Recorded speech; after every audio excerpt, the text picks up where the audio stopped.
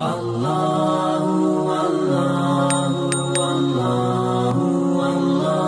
hati-hati ya, hati-hati dengan hadis ini. Innallaha kariha thalatha. Innallaha kariha thalatha. Saya tuliskan sebentar. Innallaha kariha thalatha. Thalathatan. Kariha. Fokus sebentar. Ingat, setiap ada kalimat diawali dengan kata inna atau anna, maka hukumnya sifatnya tegas. Ada ketegasan di sini. Ya. Kalau dalam bahasa bebasnya saya katakan sungguh tegas disampaikan. Ya, sungguh tegas disampaikan. Allah itu kariha, sangat benci, tidak menyukai. Biasanya kalimat hadis itu agak sedikit lembut. Innallaha la yuhibbu, la yuhibbu, la yuhibbu, tidak menyukai. Tapi di sini kalimatnya tidak menggunakan tidak menyukai. Langsung kalimat paradoksnya, lawan yang negatifnya, kariha. Ya. Antum senang mana dikatakan? Senang mana kedengarannya? Maaf ya untuk yang para ikhwan. Antum senang mana menerimanya? Disebut tidak tampan atau disebut jelek? Saya ulang, senang mana? Disebut tidak tampan atau disebut jelek? Masya Allah. Baik, alhamdulillah. Dua-duanya tidak menyenangkan ya. Tapi kalimat pertama kan lebih sopan. Masya Allah, antum tuh makhluk yang luar biasa. Cuman sayang, nggak tampan aja gitu. Masya Allah. Yang kedua, antum jelek amat sih. Si amat aja nggak jelek, bisa gitu ya. Nah, itu kan nggak menyenangkan kalimat kedua ya. Ada nuansa yang tidak nyaman. Di sini, kalau kalimatnya menggunakan kalimat langsung, la yuhibbu, tidak menyukai. Tidak menyukai itu kan artinya benci, tidak suka. Tapi kalimatnya tidak menggunakan kata la yuhibbu, tapi langsung menggunakan lawannya, kariha. Ini menunjukkan bahwa peristiwa yang akan disebutkan ini sangat tidak disukai oleh Allah. Ya. Jelas?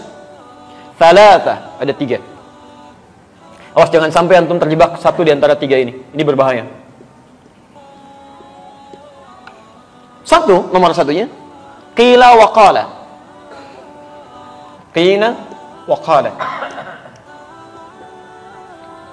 Ini kalimat ungkapan dalam bahasa Arab. Kalimat ungkapan. Qila wa qala itu, kalau sekarang dibuat peribahasa bahasa Indonesia, kabar burung yang tidak jelas. Katanya gitu. Ya. Nyaknya itu nggak tahu kemana. Ya. Ustaz, katanya kemarin nggak datang. Kata siapa? Ya katanya. Nyaknya siapa di situ?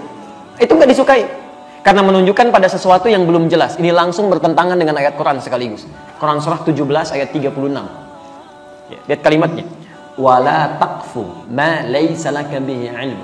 Innas sam'a wal basara wal fuada kullu ulaika kana 'anhu mas'ula. Perhatikan kalimatnya. Ini bahayanya, jangankan yang menyampaikan, ikut-ikut orang ini aja nggak boleh. Lihat kata Quran. Jangan pernah Anda ikuti sesuatu atau bahkan ajakan yang belum jelas kemana arahnya, bahkan sumbernya.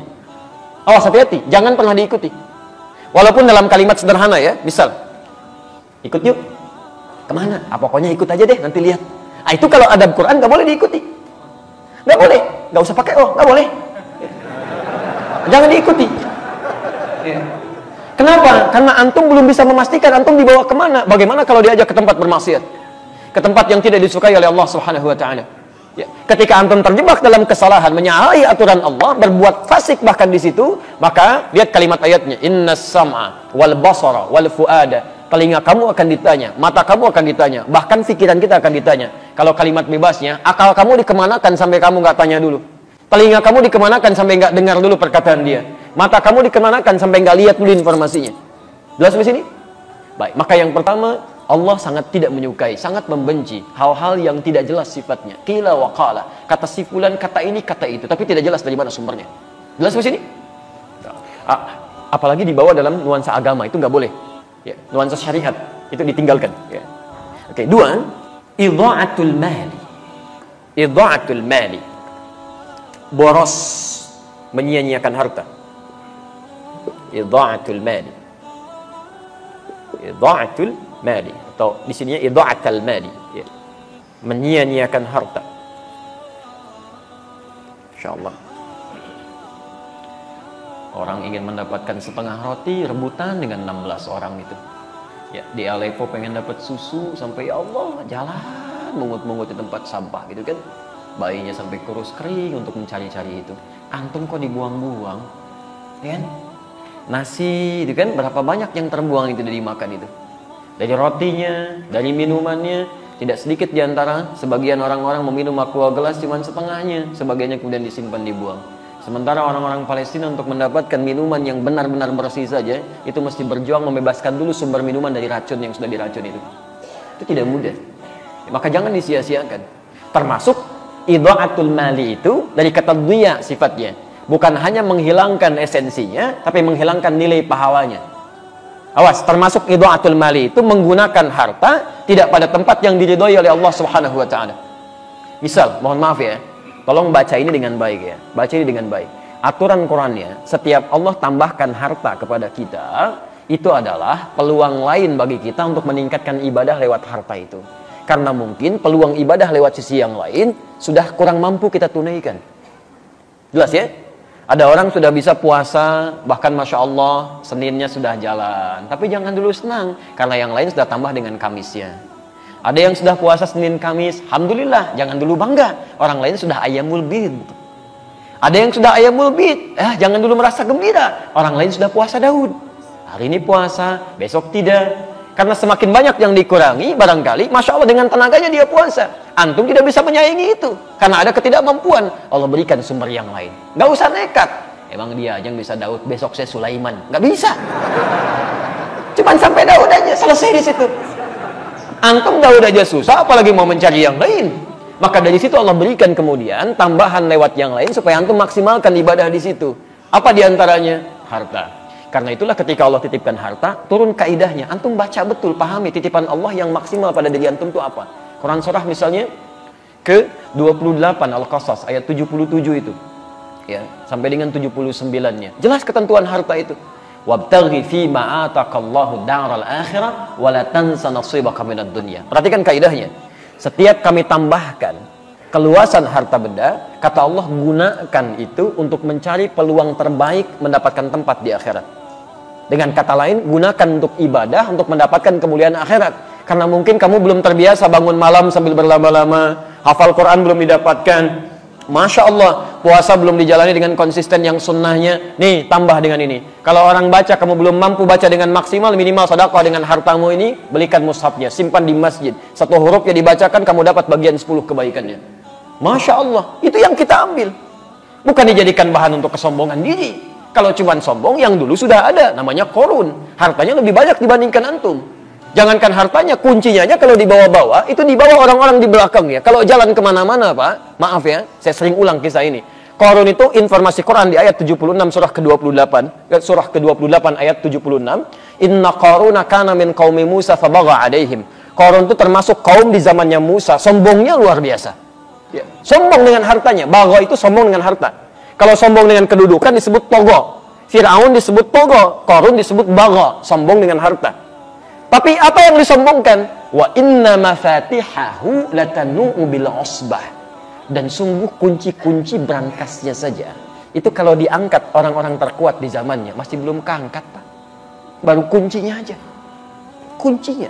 Antum kalau punya kunci berangkas satu aja, antum tampilkan begini, dipublikasikan atau antum sembunyikan? Pasti disembunyikan, nggak ada kisahnya orang punya baru satu berangkas, kuncinya dipoto, ceklik, berangkas saya yang terbaru. Ya itu cari masalah. Itu baru satu, Qarun tidak. Nih saya banyak nih, kalau mau ambil aja. Ini aja ngangkatnya nggak kuat. Kemana-mana kunci, kaya, sombong Pak. Ini kalau ada orang kaya sekarang sombong Bu, itu ketinggalan. Dan keterlaluan karena dia tidak sekaya Qarun. Dan Qarun hancur juga gitu. Makanya turun ayat tadi. Itu saya tambahkan kata Allah, bukan untuk disia-siakan. Ngapain sombong? Karena nggak akan dibawa pulang. Gunakan untuk peluang beramal. Ada baju baru, pakai dulu untuk beramal. Pakai untuk sholat dulu, kan? Ada alas kaki baru, gunakan untuk ibadah. Sehingga ketika Allah ambil, maaf, kalau Allah titipkan kepada kita sandal, hakikatnya sandal itu punya siapa? Sudah, kita cuma dititipin aja. Mumpung masih dititipkan, gunakan dengan baik sebelum itu diambil lagi. Saya ulangi, sandal punya siapa? Kalau ada hilang, jangan marah. Tugas antum mencari, ikhtiar, bukan marah. Awas, bukan marah. Yang punya siapa? Nah, sudah. Kalau yang punya sudah mau ngambil, tinggal di mana kemudian dia dititipkan. Mungkin gantian. Ya, antum ikhtiar aja cari. Kalau sudah tidak didapatkan, mungkin Allah mengganti, dititipkan kepada yang lain. Nah, tapi hati-hati kalau ngambilnya dengan cara yang tidak salah, ada sesuatu yang mungkin yang haram yang akan diambil dari antum. Karena rezeki pencuri itu rezeki yang haram. Ya. Tapi poinnya adalah bukan itu. Poinnya, mumpung masih dititipkan, gunakan pada yang baik. Kalau sudah nggak ada, antum nggak punya peluang lagi. Itu yang dimaksimalkan. Ya, kendaraan segalanya, sehingga hisabnya gampang. Pakai baju pertama kali, gunakan untuk sholat. Begitu dihisab, hei fulan, dari mana harta yang kamu dapatkan? Engkau maha tahu ya Allah, kamu dapatkan dengan cara yang halal. Keringatnya bagi dia, menjadi saksi semuanya. Allahu Akbar. Kemana engkau pertama kali gunakan? Ya Allah, bajunya bicara untuk sholat. Enak hisabnya. Ya. Antum punya baju baru digunakan untuk apa? Masya Allah. Antum undangan sekali belum tentu dalam setahun sekali antum pakai baju luar biasa. Nggak ada yang kayak Allah ngundang 5 kali dalam sehari. La haula wala quwata illa billah.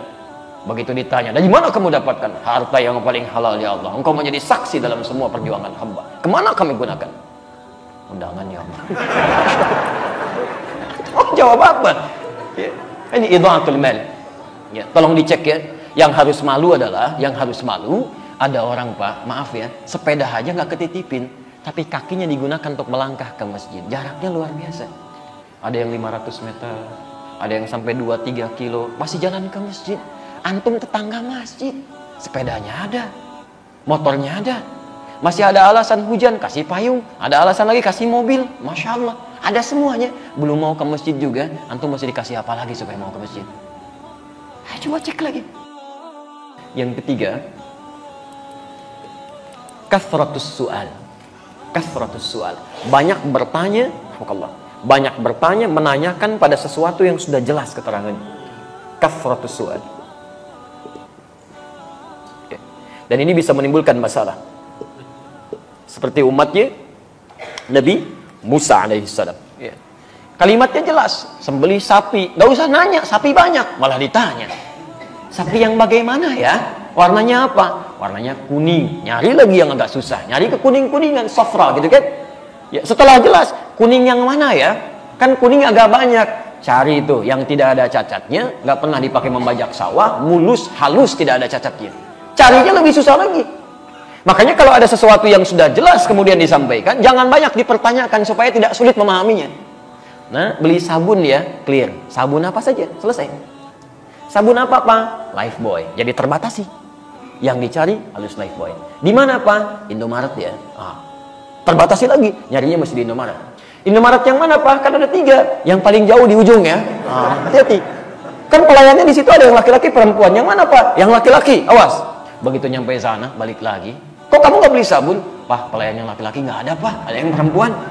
Padahal perintah awalnya gampang, cari sabun, selesai. Dan antum awas, kalau orang tua meminta anaknya membeli sesuatu, anaknya belikan karena kalimatnya umum sifatnya, antum nggak boleh protes. Nggak boleh protes. Ya, nak beli shampoo ya, dibelikan oleh anaknya, datang dengan shampoo clear misalnya. Antum pengennya zinc, kok beli yang clear? Kan papa bilangnya shampoo. Selesai sampai sini. Jelas ya? Jadi kalau ada sesuatu yang sudah terang, sudah jelas, jangan banyak dipertanyakan sehingga mendapatkan kesulitan-kesulitan dalam prakteknya.